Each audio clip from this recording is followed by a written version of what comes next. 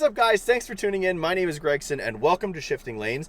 Today I'm here at IMPA Test Days, and this is a once-a-year event up here in Monticello, New York.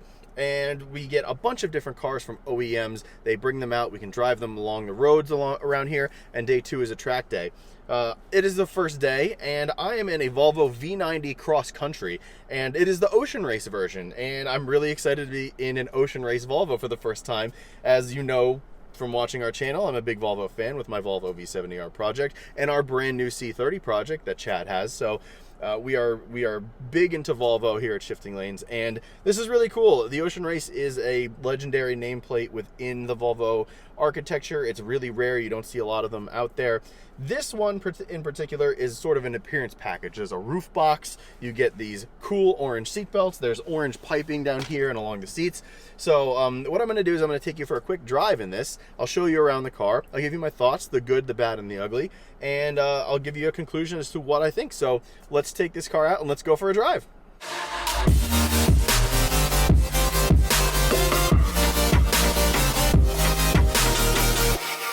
As we're pulling out, I'd like to remind you that this and all of our videos are sponsored by FCP Euro. They are a European car parts supplier to you guys. If you own a Volvo, a Saab, a BMW, Audi, Volkswagen, Mercedes, Jaguar, Porsche, the lot, go check them out. It is fcpeuro.com, or you can click the link in the description below. They have generously sponsored our channel, and we have been using a lot of their parts to fix up our Volvo V70R, and hopefully in the near future our Volvo C30, which is going to be a Civic Type R killer. So if you want to check out either of those videos, you can click the card above me, and if you want to check out FCP Euro, click the link in the description below, or check out the website that is flashing on your screen right now. So as we start our drive here in the Volvo V90 Cross Country, I can tell you that I just got to 45 miles an hour, and there is a crazy amount of wind noise from this roof box, which is very interesting. It looks super, super cool, but there's a ton of wind noise, and the aerodynamics are obviously not the best because you have a giant brick on top of your car. However, this has the 316 horsepower engine in it, which is basically the same across a lot of the Volvo lineup. It's a 2-liter 4-cylinder. It's super and turbocharged. This engine is also in the XC90, the XC60, and the XC40 that we reviewed previously. The XC40 has sort of a detuned version. It doesn't have the supercharger, but it does still have the turbocharger. The engine is very smooth. It picks up quite well, and in this car in particular, it feels a lot punchier because it's not an SUV. Even though this is a big wagon, it feels a lot faster than I think it rightfully is. So a couple of good things about this car, as I really don't have a ton of time with it because this is a press event and we have a ton of cars to get through. It picks up quite well. That's not bad. It's quick, but it's not fast. It's not really that. It's about average, I'd say, but for the size of this car, that's pretty surprising. I think it's quite good. The interior of this car is gorgeous, and I'm a big fan of Volvos across the range right now, not just because I own a Volvo as a project car, but I truly believe that Volvo has the best design language in the industry right now. Everything they make is the epitome of simple elegance, and this car is perfect for that. There's little carbon fiber touches here and there, which I think actually don't look that out of place. You might think that they look out of place in this car, but I don't think so, and they think they look really nice. The orange contrast stitching along with the belts for the Ocean Race model, I think are a really kind of cool touch, and I think it brings a different level of maybe a little sportiness to it, but not necessarily over the top, boy racer-ish type of things. I'm a fan of that. I think it looks really, really nice. The ride quality in this car is quite good.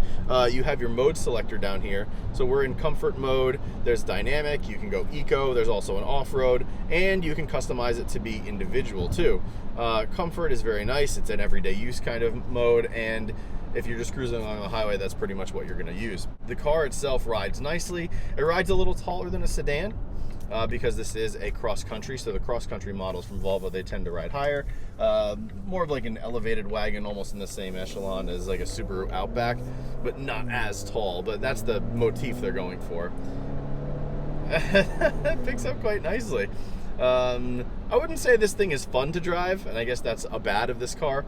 Volvos on the whole right now, I don't think are particularly fun.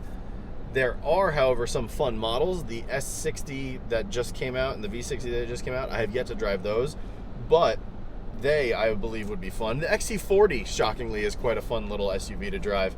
Volvos aren't necessarily sports cars, so you're not going to get one to have a fun experience. You're going to get one to be an incredibly safe, or to buy an incredibly safe car, to have a nice luxury experience without breaking the bank, and to just get an all-around, well-rounded automobile. And I think that's what Volvo kind of encompasses right now, and that's why I'm such a big fan, is they're safe, they're relatively reliable, and they are quite staggeringly beautiful to look at. This one is no exception. We're on public roads, so we're slowing down for a slower portion of the road, where I think I can talk about some more of the good of this car. The exterior styling is really good. I think it's quite nice. One of the bad parts of this car actually is also on the exterior styling. It is the plastic wheel arches. I don't like that styling on cars, but I get why they do it. It's to make it look in a different way, to make it more distinct, to make it seem like it's riding higher and be a touch different. But I just don't think it's clean looking, and that's part of what I don't like about this car. The rest of the car styling is beautiful. I really like it. I think it's great. And this is a wagon. That is a good of this car, and it's a great of this car. We need more wagons in the US. They're so popular in Europe. Everyone and their grandmother owns an SUV here in the United States, and I mean, I probably will soon, because, you know, it's a family thing. But I really like wagons, and I think wagons are cool. They're unique. They're enthusiast cars. I believe, you know, there's not a lot of wagon enthusiasts out there, and those that are wagon enthusiasts, they're great people, and they're super fun to talk to at meets that you have that kind of connection with. So I'm a huge fan that Volvo is continuing the wagon tradition in this V90 Cross Country and with the new V60. So big fan of that. Everything in here is laid out really nicely. This is very typical Volvo across the board. You'll see the same layout in basically any car they make right now. You get very nice switchgear. All of the vents are vertical. They're beautifully trimmed. The big 9-inch center touchscreen is one of the best in the business, I think. And it just is very intuitive if you've driven Volvos before. The wheel, the kind of dual color wheel, I was not a fan of at first, but I really like the way that Volvo has done it. And Volvo was one of the first to do it, I think, back in 2016, and a lot of companies have copied them since. I've grown to like it. I did not like it at first, but I think it's quite nice. So look, I know a lot of you guys are gonna ding me on this one, but I think this is a bad of this car. It is expensive. Now, what I mean by that is this thing is, as optioned with the Ocean Race and everything, it is $68,000. Now, that's a lot of money.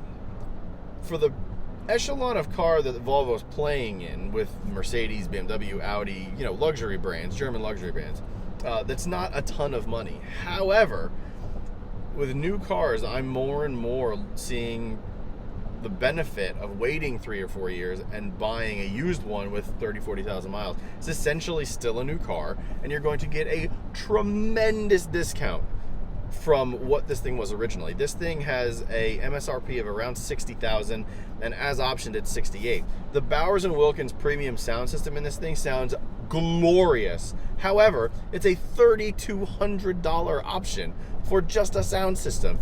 That is an incredibly tough pill to swallow from anyone's bank account, unless you have multi-millions of dollars and aren't worried about, you know, $68,000 Volvos. So yeah, it's a lot of money, and that's you know, that's part of new car buying as a whole, I think, though. So it's that's a bad of this car. The ugly of this car I've talked about in different Volvo reviews that I've had. The longevity of these things, we don't really know yet. This is a 2-liter engine that's across literally all of Volvo's lineup. And so far, I haven't heard a ton of bad things on the 2016 XC90s. There have been massive spark plug issues. So there are little things that may or may not, you know, crop up. Overall, though, I think really that's the only ugly of this car. There's not a lot that's bad. There is a ton of good things about this car. There's a lot to like. And as I pull back into Monticello Motor Club, it's, I mean, if you're going to spend the money on a lifted wagon that's luxurious in any way, I think this is the one to buy, because there's way more good than bad and ugly in this car. It rides very comfortably. It's smooth. It's quiet in here. It's just a really nice place to be, much like a lot of other Volvos. So, yeah, your money's well spent. I think personally, $68,000 is a lot of money. But if you're in the market and you're in this kind of, you know, price bracket and range for these things, I think you need to check this car out. You may really like it. I think it's quite nice, and yeah, if someone gave me this, I would not turn it down. That'll do it for this quick drive video. Thank you so much for joining me. I'm gonna go hop in some more cars and bring you some more quick drive videos. If you want to subscribe, that would be great. It really helps us out. Don't forget to hit the button. And hit the like button too. That really helps us out as well and helps us in the algorithm. If you'd like to see more of our videos, you can click right here. If you want to see more Volvo videos on our Volvo Project V70R, you can click right here. And if you want to subscribe to the channel, you can click right here. Thanks for watching, and I will catch you next time. See ya.